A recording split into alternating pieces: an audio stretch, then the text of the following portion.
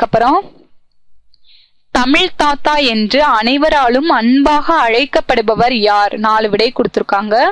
வாவேசு ஐயர், மு வரதராசனார், ஊவே சாமிநாதன், காசு பிள்ளை. இங்க 4 விடை. அதாவது இங்க வாவேசு ஐயர், வரகநேரி வெங்கட சுப்பிரமணிய ஐயர், இவங்க தான் வாவேசு ஐயர். அதை சுருக்கிதான் வாவேசு ஐயர்னு கொடுத்திருக்காங்க. மூவா, அதாவது மு வரதராசனார தான் சுருக்கி மூவான்னு அழைக்கிறோம். ஊவே சாமிநாதன் அப்படின்னு கொடுத்திருக்காங்க. அதுக்கப்புறம் காசு பிள்ளைன்னு கொடுத்திருக்காங்க. இதுல தமிழ் தாத்தா என்று அனைவராலும் அழைக்கப்படுபவர் யாருன்னா ஊவே சாமிநாதன். சா அப்படின்றது சாமிநாதனை குறிக்குது. ஊ அப்படின்றது உத்தமதானபுரம் அப்படின்ற இந்த ஊரை குறிக்கிறது.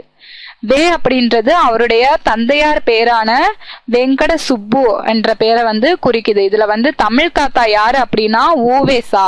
அதாவது தமிழ் நூல்கள் நிறைய ஓலை சுவடியில இருந்து எடுத்து பதிப்பித்து அந்த நூல்களை சரியான முறையில் பாதுகாத்து வச்சிருக்காரு இவர். எனவே இவரை தமிழ் தாத்தா அப்படின்னு சொல்லிட்டு எல்லாருமே அன்பா அழைக்கிறாங்க. நம்மகிட்ட இருக்கக்கூடிய அதிகபட்ச தமிழ் நூல்களை ஓலை சுவடிகள் மூலமா தொகுத்து கொடுத்தவரே இவர் தான்.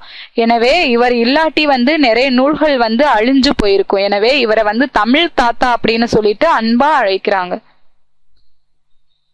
அதுக்கப்புறம் குறிஞ்சிப்பாட்டு என்னும் நூலில் இடம்பெற்றுள்ள பூக்களின் எண்ணிக்கை எத்தனைன்னு கேட்டிருக்காங்க. இங்க 96, 99, 86, 92ன்னு கொடுத்திருக்காங்க.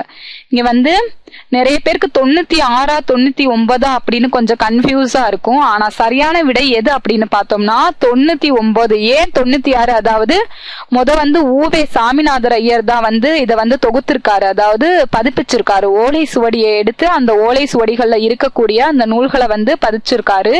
அதுல குறிஞ்சிப்பாட்டு ஒரு ஓலை சுவடி கிடைச்சது. அந்த ஓலை சுவடியை எடுத்து பாக்குறப்ப வெறும் 96 பூக்கள் மட்டும்தான் இருந்தது. 3 பூக்கள் சிதைவடைஞ்ச நிலையில இருக்கு.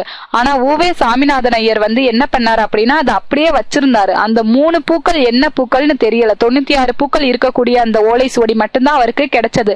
ஆனா அதை உடனே பதிப்பு செஞ்சிராம 99 பூக்களும் சரியா இருக்கக்கூடிய ஓலை சுவடி வேற யார்கிட்டயாவது இருக்கா அப்படின்னு போய் தேடி பார்த்து தொகுத்திருக்காரு, அதாவது பதிப்பு செஞ்சிருக்காரு. எனவே சரியான விடை என்னன்னு பார்த்தோம்னா 99 பூக்கள் தான். குறிஞ்சிப்பாட்டுல 99 வகையான பூக்களை பத்தி சொல்லியிருக்காங்க. முதல்ல கிடைச்ச ஓலை சுவடியில 96 பூக்கள் தான் இருந்தது. அதுக்கப்புறமா ஊவே சாமிநாதன் ஐயர் தேடி போய் 99 பூக்கள் இருக்கக்கூடிய அந்த ஓலை சுவடிய கண்டெடுத்துட்டாரு. எனவே குறிஞ்சிப்பாட்டுல 99 வகையான பூக்களை பத்தி சொல்லியிருக்காங்க. எனவே குறிஞ்சிப்பாட்டு என்னும் நூலில் இடம்பெற்றுள்ள பூக்களின் எண்ணிக்கை எத்தனை அப்படின்னா 99. அதுக்கப்புறம் ஊவேசா பிறந்த மாவட்டம் எது அப்படின்னு பார்த்தோம்னா திருநெல்வேலி, திருவாரூர், திருவனந்தபுரம், மதுரைன்னு சொல்லிட்டு 4 விடை கொடுத்திருக்காங்க. இதுல திருவாரூர் தான் சரியான விடை. அதாவது திருவாரூர் மாவட்டத்துல இருக்கிற உத்தமதானபுரம் அந்த ஊர்ல இவரு பிறந்திருக்காரு. அதுக்கப்புறம் ஊவேசாவின் ஆசிரியர் யார்? அதாவது 4 விடை கொடுத்திருக்காங்க. தேப்போ மீனாட்சி சுந்தரம் பிள்ளை, அப்புறம் குணக்குடி மஸ்தான் சாஹிப்பு, அதுக்கப்புறம் மகாவித்வான் மீனாட்சி சுந்தரம், அதுக்கப்புறம் ஆறுமுக நாவலர்னு சொல்லிட்டு 4 விடை கொடுத்திருக்காங்க. இதுல எது விடைனா மகாவித்வான் மீனாட்சி சுந்தரம் பிள்ளை தான் இந்த ஊவே சாமிநாதன் ஐயரோட ஆசிரியர். அதுக்கப்புறம் ஊவேசா அவர்களின் இயற்பெயர் என்னன்னு கேட்டிருக்காங்க. கனக சுப்புரத்தினம், வெங்கட சுப்பு, வெங்கட ரத்தினம், சுப்பிரமணியன் சொல்லிட்டு 4 விடை கொடுத்திருக்காங்க.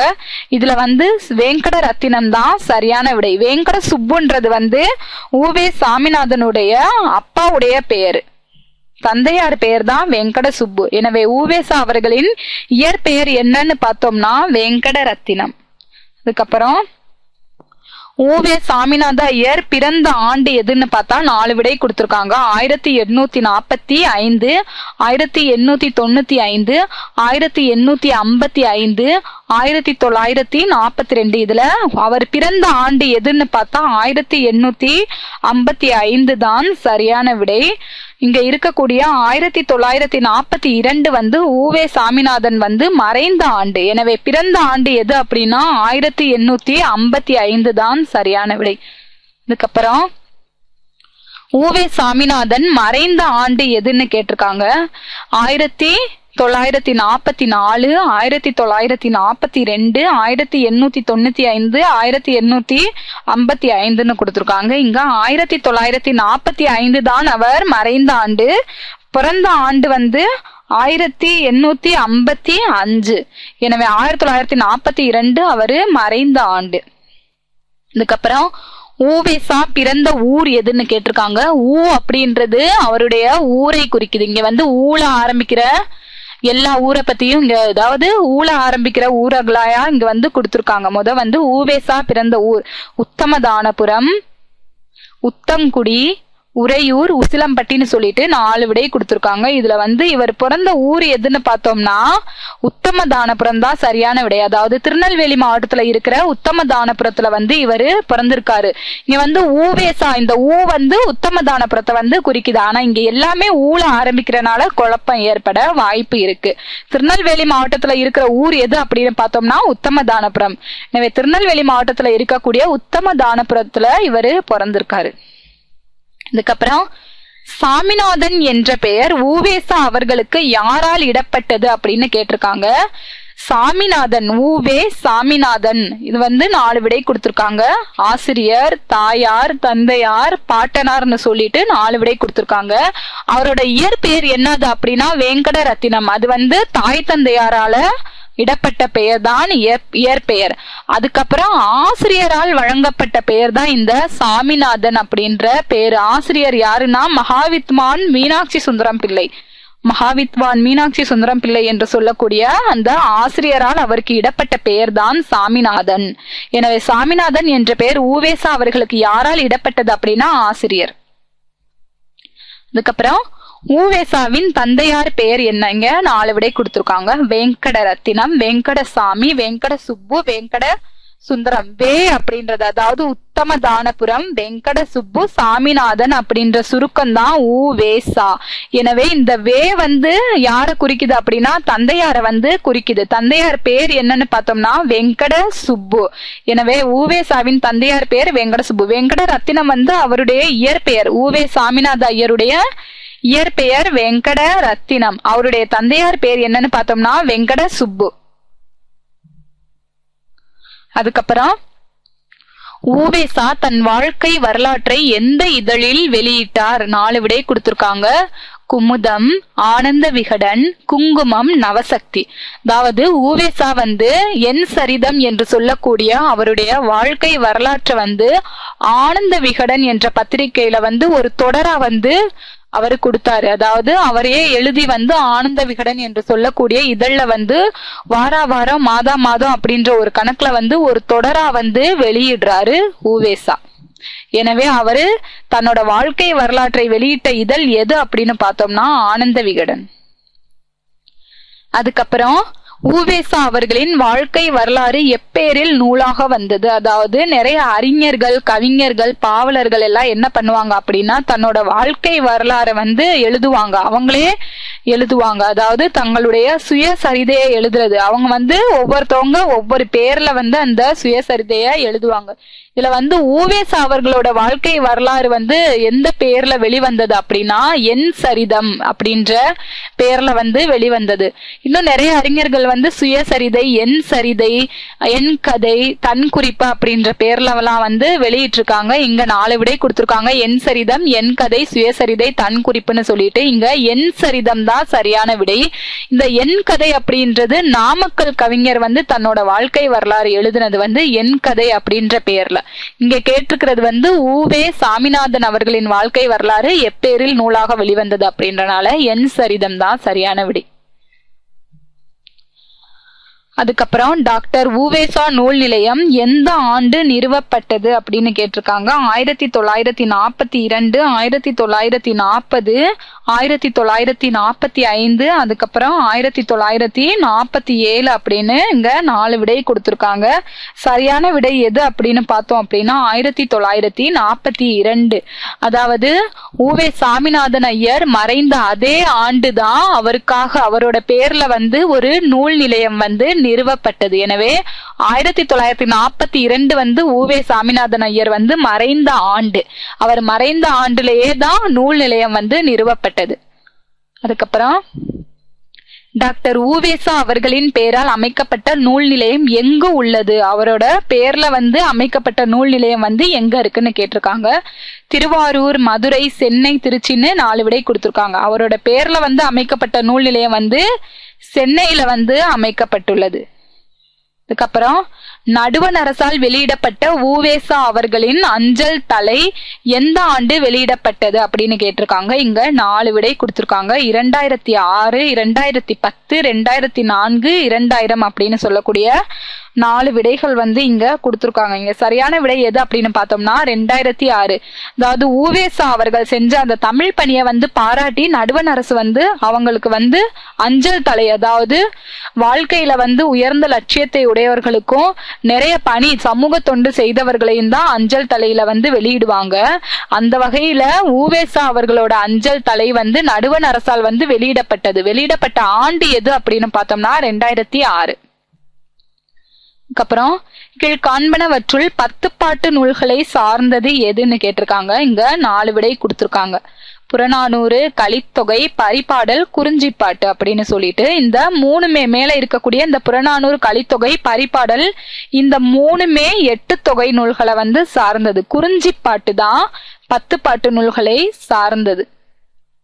அதுக்கப்புறம் கீழ்காண்பனவற்றுள் உவேசா அவர்களால் பதிப்பிக்கப்படாத நூல் எதுன்னு கேட்டிருக்காங்க. உவேசா அவர்கள் வந்து ஓலை சுவடியை எடுத்து நிறைய நூல்களை வந்து பதிப்பு செஞ்சிருக்காரு. இதுல வந்து பதிப்பிக்கப்படாத நூல் எதுன்னு கேட்டிருக்காங்க. உலா, பரணி, தொல்காப்பியம், கோவைன்னு சொல்லி 4 விடை கொடுத்திருக்காங்க. இதுல வந்து இவரு உலாவை வந்து பதிப்பு செஞ்சிருக்காரு, பரணியையும் பதிப்பு செஞ்சிருக்காரு, கோவையையும் பதிப்பு செஞ்சிருக்காரு. இது எல்லாம் வந்து சிற்றிலக்கியம். உலா, பரணி, கோவை என்று சொல்லக்கூடிய இந்த 3மே வந்து சிற்றிலக்கிய நூல்கள். இவரால் பதிப்பிக்கப்படாத நூல் எதுன்னு கேட்டிருக்கிறனால தொல்காப்பியம் தான் சரியான விடை. அதாவது பதிப்பிக்கப்பட்ட நூல் எதுன்னு கேட்கல, பதிப்பிக்கப்படாத நூல் எதுன்னு கேட்டிருக்கனால இங்க கொடுத்திருக்கிற 4 விடையில வந்து இந்த மற்ற 3 விடைகள் வந்து மற்ற 3 நூல்களையும் வந்து அவரால் பதிப்பிக்கப்பட்டது. பதிப்பிக்கப்படாதது எதுன்னு பார்த்தா தொல்காப்பியம். அதுக்கப்புறம் கீழ்காண்பனவற்றுள் உவேசா பதிப்பித்த நூல் எதுன்னு கேட்டிருக்காங்க. 4 விடை கொடுத்திருக்காங்க. நன்னூல், வளையாபதி, சீவக சிந்தாமணி, குண்டலகேசின்னு சொல்லிட்டு இதுல வந்து நன்னூல், வளையாபதி, குண்டலகேசி இந்த 3மே அவரால் பதிப்பு செய்யப்படல. சீவக சிந்தாமணி தான் உவேசா அவர்களால் பதிப்பிக்கப்பட்டது. இது மட்டும் இல்லாம இன்னும் நிறைய நூல்களை உவே சாமிநாத ஐயர் வந்து இன்னும் சீவக சிந்தாமணி மட்டும் இல்லாம இன்னும் நிறைய நூல்களை வந்து பதிப்பு செஞ்சிருக்காரு. உவேசா அவர்களின் நினைவு இல்லம் அமைந்துள்ள இடம் எது அப்படின்னா உத்தமதானபுரம், திருவனந்தபுரம், சாமிநாதன் நகர், சென்னை அப்படின்னு 4 விடை வந்து கொடுத்திருக்காங்க. இதுல வந்து சரியான விடை எது அப்படின்னு பார்த்தோம்னா உத்தமதானபுரம். அவர் பிறந்த அதே ஊர்ல வந்து அவரோட நினைவு இல்லம் வந்து அமைஞ்சிருக்கு. அதுக்கப்புறம் ஆடிப்பெருக்கு நாளில் ஆற்றில் விடப்பட்ட ஓலை சுவடிகளை எடுத்து பதிப்பித்தவர் யார் அப்படின்னா வெங்கட சுப்பு, வெங்கட ரத்தினம், மீனாட்சி சுந்தரம், சுந்தரம் பிள்ளைன்னு சொல்லிட்டு 4 விடை கொடுத்திருக்காங்க. இந்த சரியான விடை எது அப்படின்னு பார்த்தோம்னா வெங்கட ரத்தினம் என்று சொல்லக்கூடிய உவே சாமிநாத ஐயர் தான் ஆடிப்பெருக்கு நாள்ல வந்து ஆற்றில் விடப்பட்ட அந்த ஓலை சுவடிகளை வந்து எடுத்து வந்து பதிப்பு செய்யறாரு. அதாவது அந்த காலத்துல தமிழ் நூல்கள், அதாவது ஓலை சுவடியில எழுதப்பட்ட தமிழ் நூல்கள் வந்து தேடும் பணியில வந்து ஈடுபட்டவர் வெங்கட ரத்னம் என்று சொல்லக்கூடிய உவே சாமிநாதன் ஐயர். அவர் வந்து இப்படி ஒவ்வொரு ஓலை சுவடியா வந்து தேடிட்டு போறப்ப ஒரு நாள் என்ன ஆச்சு அப்படின்னா ஒருத்தவங்க வீட்டுல போய் கதவு தட்டுறாங்க. கதவு தட்டி இந்த மாதிரி உங்ககிட்ட வந்து ஓலை சுவடிகள் இருக்கா அப்படின்னு கேட்டப்ப நாளைக்கு வந்து ஆடிப்பெருக்கு நாள், நாளைக்கு வந்து ஆற்றில விடுறதுக்காக நான் ஓலை சுவடிகளை வச்சிருக்கேன், அது உங்களுக்கு பொறுக்கலையா அப்படின்னு கேட்டுட்டு அவர்கிட்ட வந்து கொடுக்க முடியாது அப்படின்னு சொல்லிடுறாரு. அதுக்கப்புறமா வந்து இவர் வந்து என்ன பண்றாரு அப்படின்னா அன்னைக்கு இரவு ஃபுல்லா வந்து என்ன பண்றாரு, நைட்டு ஃபுல்லா வெயிட் பண்ணி அவர் வந்து எப்ப காலையில விடியும்னு பார்த்து அந்த ஆளு எப்ப ஆத்துல வந்து ஓலை சுவடியை வந்து விடுவாருன்னு பார்த்துட்டு ஓலை சுவடியை விட்டதுக்கு அப்புறம் அந்த ஆத்துல இருக்கக்கூடிய அந்த ஓலை சுவடியை போய் எடுத்து பாக்குறாரு. பாக்குறப்ப அவரோட கண்ணுல வந்து தண்ணீர் வந்து அருவியா கொட்டுது. எனவே ஆடிப்பெருக்கு நாள்ல வந்து ஆற்றில் விடப்பட்ட ஓலை சுவடிகளை எடுத்து பதிப்பித்தவர் யார் அப்படின்னா வெங்கட ரத்தினம் என்று சொல்லக்கூடிய உவே சாமிநாதன் ஐயர். இந்த மாதிரி ஒரு பெரிய தொண்டினை தமிழுக்கு ஆற்றியனால அவரை வந்து எல்லாருமே அன்பா தமிழ் தாத்தா அப்படின்னு அழைக்கிறாங்க.